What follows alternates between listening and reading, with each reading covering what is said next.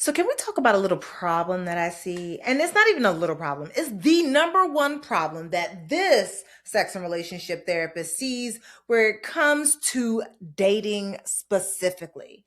I'm going to tell you exactly what this problem is right after the intro.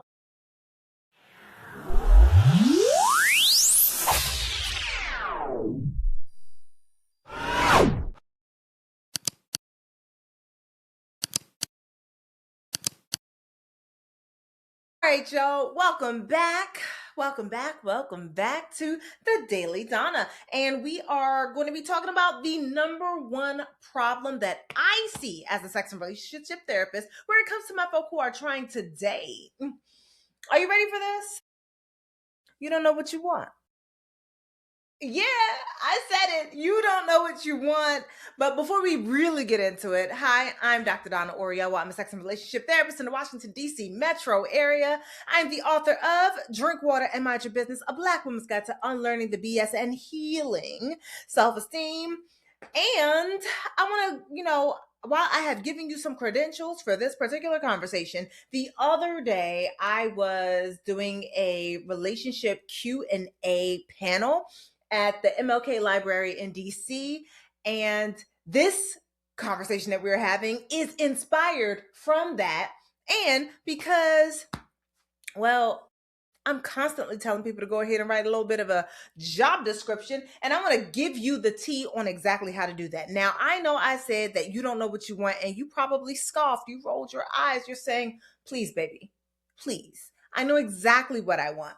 And I'm gonna push back a little bit because what you might know is what other people say you should want, which is not the same thing as knowing what you want. Being able to copy somebody else's wish list and creating a wish list of your own are not the same thing.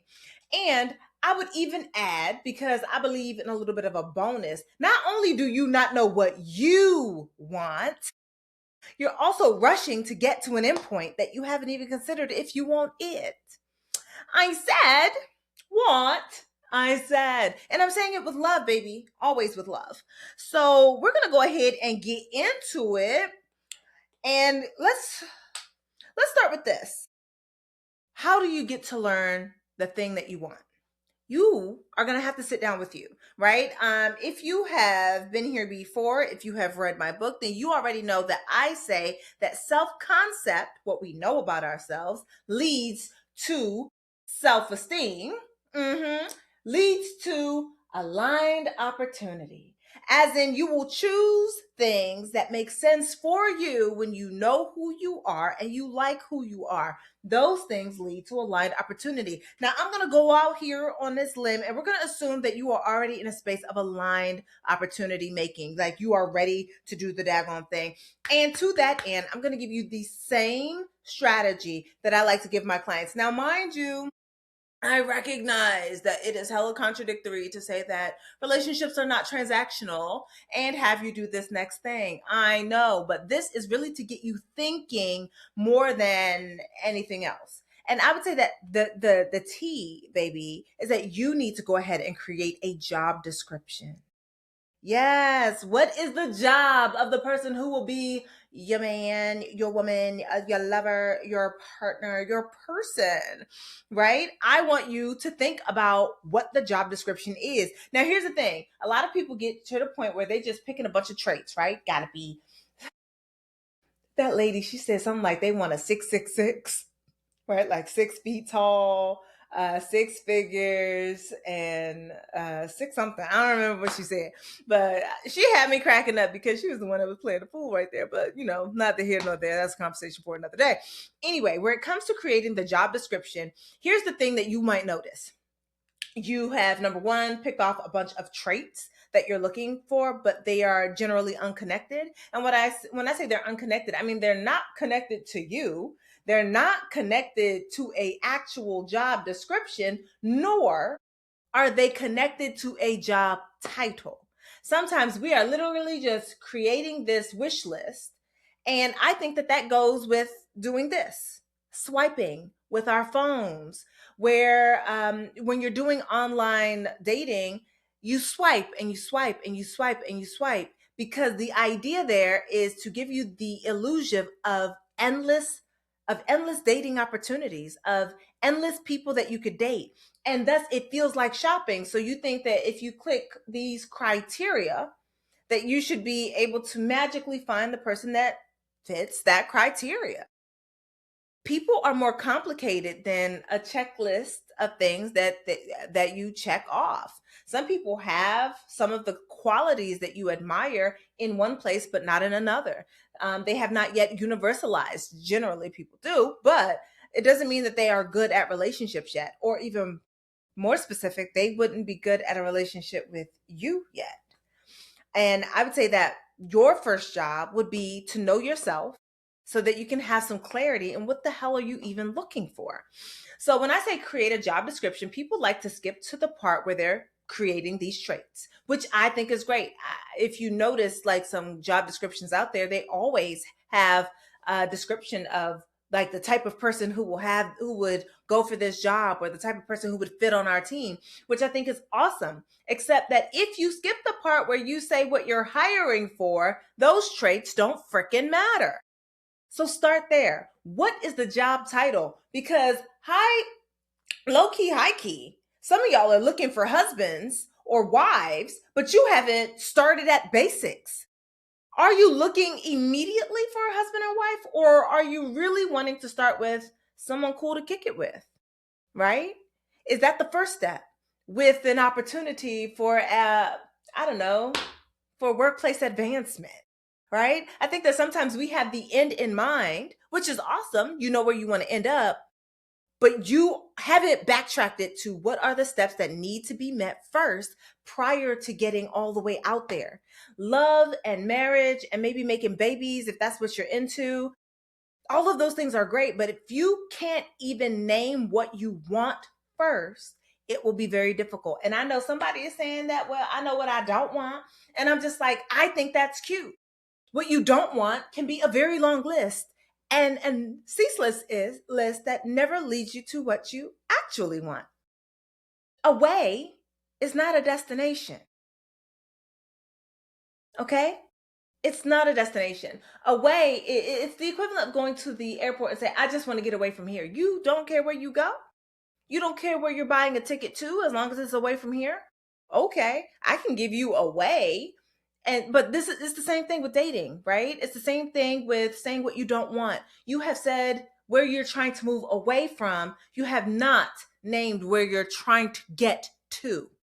So, to that end, I would say make sure, yes, include those character traits because you're going to want them, you're going to need them, but they need to be first connected to what do you want, and not rushing to get to your endpoint.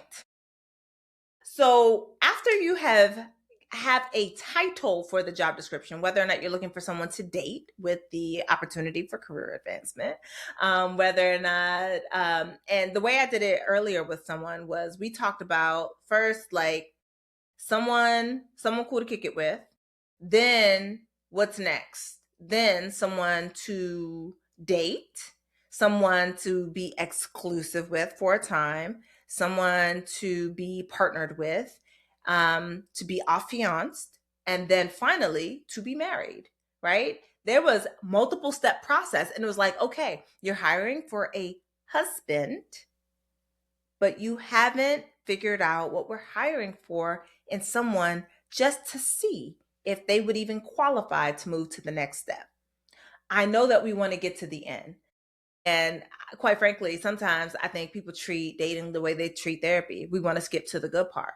Get it, understood, got it, not gonna work. You can't skip to the end. You have to do the steps in the middle. Now, how long those steps take, that's you, boo boo. How many steps you create, that's also you, boo boo. I'm saying though that you're not going from high today, married tomorrow, chances are, which means what is it that you're looking for in the here and now that would make it so that someone has the opportunity to be partnered with you, right? Because I mean, you're dope as fuck. So what does the person need to do just to just to have an opportunity to get to learn you, to see if they fit in with your company culture? so that they might be able to advance in their career field at your company, right? So, whatever character traits and title you're looking for, it also needs to be connected to your company values. As in, you need to know you. This is why I said you have to know you so that you can esteem you, so that you can create aligned opportunities for yourself. So, taking it back to that knowing you, what values do you have and hold? And which ones are your non negotiables, would be nices, and super bonus, right? And keep in mind that they don't have to have your exact values. Now, if that's what you need, that's what you need, baby, write it down. But we're not creating a carbon copy of you. You're not looking for the exact version of you. Otherwise, you could just date yourself. You don't need nobody else for that. You got it, right? So we're talking about making sure that their values are complementary and recognizing that sometimes if you want X, it comes with Y as a cost or a caveat, right? Like, for example, if you want a high powered 6 to almost 7 figure earner, chances are that person is at work a lot, which means that you have to also be okay with having a lot of alone time, or at least not time with them, right? Maybe it's okay, we have to figure out how we're going to spend time together. They're a business owner, they work X amount of time a day and they're trying to get to X, and I love this ambition. Knowing that thing, but if your true value is time spent together, then that means this is not saying that this person is a red flag, but it is a yellow flag. Slow down, right? You've met this person, you understand this thing. Now, what does it mean for how you will do your relationship together? Because if quality time is important, you can always have quality. But if you also desire a quantity of time, you're going to need to be clear about that and be willing to let them go if they can't meet the need. The next thing to consider is what are your body parts wanting? I know. It feels nasty. It feels nasty. But after you have an actual title for the job that you are hiring for, whether that is good time, someone to date, romantic partner, married, we go down together bad, whatever that is, once you know what that is and you have a description and you know what character traits that person must also have, and it is all connected to your values, one of the things that you can do for yourself is to also recognize what various parts of you are desiring, right? Sometimes we want to date, but we don't want to date, right? Sometimes we want to be married, but really we want babies, right? So like various parts of your body may be speaking. So your head, your heart, your gut, your genitals may all be saying something different, right? Maybe your ring finger is feeling light. Maybe you're ready to be married yesterday. All of these things are going to speak to a different level of readiness to even begin your process. It doesn't mean that if one part of you is saying no, that you just say no. But it does mean that you give full consideration to yourself and make sure that you actually you and various parts of you consent to what is next. What I see is a lot of people rushing to get to the end, but their heart was never even in it, right? They just want to win. They want the view, they want the heaviness on their finger. They want what people have told them that they should want, but they haven't really considered for themselves and they haven't trusted their own gut, right? I see a lot of people who end up sometimes in couples therapy because they ignored their gut, because they silenced their heart, because we're so interested in the view of what other people will see that we stop truly considering what we want and what we desire. It is up to us, beloved, to spend some time considering what we truly want before we go and start the audition process or before we start hiring for these various positions and promoting people who don't need to be promoted. And I'll say this, as a business owner, I've made the mistake of hiring too quickly and firing too slowly, right? Because you don't want to get into that pattern because it costs you, right? Like you are desperate to have someone in the position, but you chose the wrong person, and that person ends up costing you in the long run. In a business, that person can cost you hundreds, thousands, and depending on the business, millions of dollars. I've had someone cost me thousands of dollars because she didn't think that something that I was doing was worth what I was charging. So she decided to basically downplay the business because she had her own stuff that she needed to work out, which wasn't about what I was doing because she wasn't there. She doesn't know. Right. Um, and then like on the flip side, hiring slowly is what they usually recommend. And I understand why now. It gives you an opportunity to really get to know that person before you trust them with your baby. For a business owner, that baby is their business. But for you, the business is your heart, your body, yourself. Slowing down the process, like knowing that you have a goal and knowing whether or not the person that you're choosing is aligned with that goal are not the same thing. And sometimes in our rush to get to the goal, whatever the goal is, we choose the wrong people. And we don't give ourselves enough opportunity to see if they have misrepresented themselves, which is a really cute way for me to say lied about who the hell they are. Now, I recognize that for a lot of people, they feel like the number one problem that they have in dating is, people say that there's trash in the dating pool. Heard that there's piss in the dating pool. Also heard. And you are in the dating pool. And if you are of quality, then that means that there's someone else in that pool who is also of quality. And being of quality sometimes means knowing exactly what you're looking for and allowing things that do not fit to go. Because high key, low key, I see sometimes people that don't want to take accountability. They are responsible for their trash behaviors, and you are accountable, as in you played a role in why they got to spend so much time with you. And that is part of our work to do, to make sure that you know what you're hiring for, know what you're looking for, what traits, characteristics, what the description is, and making sure that those things are value aligned for you and that you will be quick to fire someone who is not a culture fit. All right. Like I said, you also want to make sure that your body and all that stuff is in it with you. I want to know how you feel about this conversation. I know that I'm talking about it from a job standpoint, which can feel kind of yucky because it feels like it sort of evokes capitalism. Heard. And um having a job description, having a job title, I think also can offer you a little bit of clarity. So if you decide to rock with this particular one and do this homework, then my suggestion would be to write down the various steps that it would take for someone to have an opportunity to know you so well that they might ask for your hand in marriage, or that you might ask for their hand, depending on who all out here asking.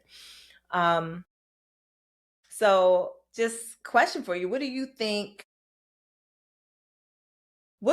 are some of the main job titles for the relationship that you might be looking for?